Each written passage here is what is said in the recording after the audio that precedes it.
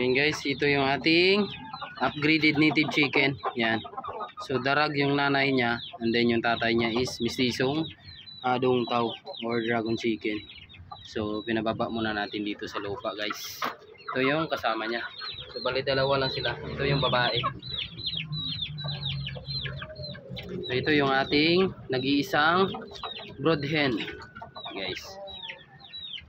So nangingitlog na to. So 5 piraso na yung itlog niya.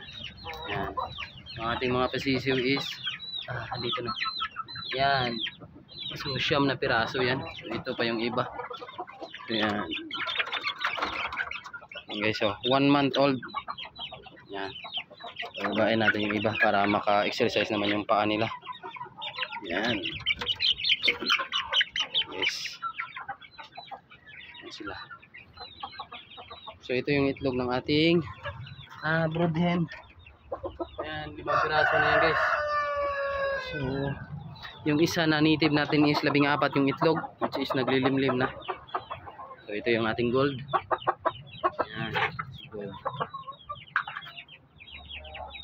Ayan. Okay, so huwag mong awayin yan. So hindi natin mapalabas yung iba kasi nga nag-away-away sila. Yan lang muna yung ating ipapalabas. So doon sa